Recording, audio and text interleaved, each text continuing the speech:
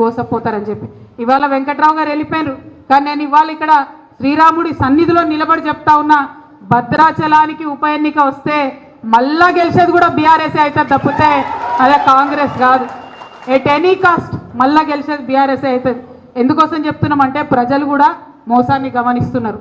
ఈ సంవత్సర కాలంలో గుర్తించిండ్రు, ఈ గులాబీ కండు వేసుకున్న వాళ్ళు ఉంటేనే తెలంగాణకు శ్రీరామ రక్ష తప్పితే వేరే వాళ్ళు ఉంటే కాదు అనే విషయం అర్థమైంది.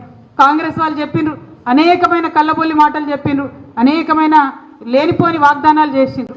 ఇవాళ ఏం చేస్తున్నారు? చేయగలుగుతున్నారా? ఇవాళ ఇక్కడున్న నాయకులందరికీ కూడా తెలుసు మళ్ళీ మనమే రావాలి. మళ్ళా ఎందుకంటే కొద్దిగా నష్టపోయినా ఓర్చుకుంటాం మనమే, మనకు ఆ ఫీలింగ్ ఉంటుంది, ఇది మనది మన రాష్ట్రం అన్న ఫీలింగ్ ఉంటుంది. చాలా మంది బాధపడ్డారు, అక్క మాకు పర్సనల్గా లాభం కాలేదు అని. చాలా మందికి కాలేదు, తెలంగాణ వ్యాప్తంగా ఉన్న బీఆర్ఎస్ పార్టీ నాయకులకు చాలా మందికి కాలేదు. ఎందుకంటే మనం తెలంగాణ ఫస్ట్ అనుకున్నాం, బీఆర్ఎస్ ఫస్ట్ అనుకోలే. తెలంగాణ ఫస్ట్ ఉండాలి, తెలంగాణ అన్నింటిలో నంబర్ 1 ఉండాలని చెప్పి మనం 24 గంటలు పనిచేసినాం.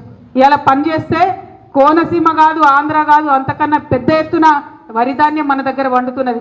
పంజాబ్ను దాటిపోయి ఇండియాలో నంబర్ 1 స్థాయికి వరిధాన్యం పండించే స్థాయికి ఇవాళ మనం తెలంగాణ చేరుకున్నామంటే అది మామూలు విషయం కాదు.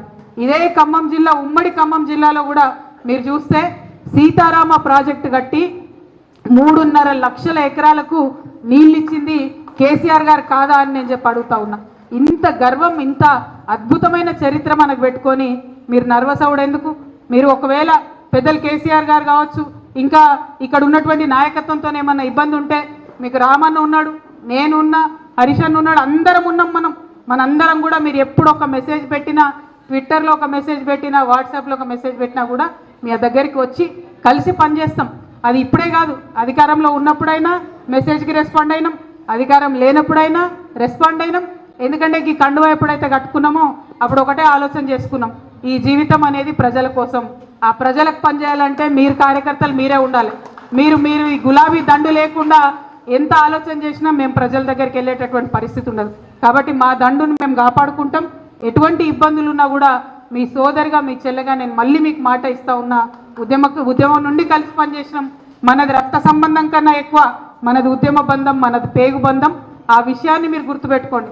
ఎందుకంటున్నా అంటే పడ్డటువంటి కష్టాలు ఉద్యమంలో వేరే వాళ్ళకు అర్థం కావు.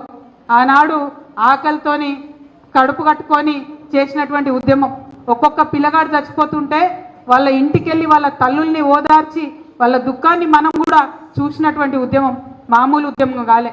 ఇవాళ కాంగ్రెస్ పార్టీ ఉన్నది, ఇక్కడ కాంగ్రెస్ పార్టీ నాయకులు ఉన్నారు. ఒక్క మాట ఆలోచించాలి, 2004లో చచ్చిన పీనుగులాగా ఉండే కాంగ్రెస్ పార్టీ, దాన్ని మనం బీఆర్ఎస్ తోని పొత్తు పెట్టుకుంటేనే వాళ్ళు రాష్ట్రంలో అధికారంలో వచ్చిండ్రు, కేంద్రంలో అధికారంలోకి వచ్చింది.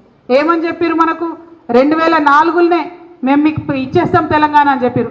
కానీ 10 సంవత్సరాలు మనని ఏడిపించి అరిగోస పెట్టి వందలాది మంది మన బిడ్డల్ని పొట్టన పెట్టుకున్నాక తెలంగాణ ఇచ్చిరు తప్పితే ఉట్టిగా ఇయ్యలే. ఇప్పుడు కూడా వాళ్ళ పరిస్థితి అట్లే ఉంటుంది, ఇప్పుడు కూడా వాళ్ళ ఆలోచన అట్లే ఉంటుంది. ఎందుకంటే చేస్తామని చెప్తారు, గద్దెనెక్తారు, తర్వాత మోసం చేస్తారు.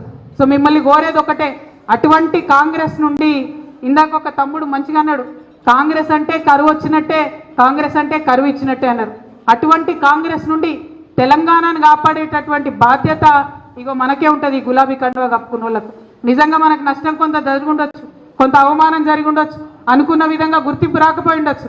కానీ మన కళ్ళ ముందే మన తెలంగాణ ఆగమైతుంటే చూస్తూ ఊరుకుంటే మనకు వాళ్లకు పెద్ద తేడా ఏముండదు.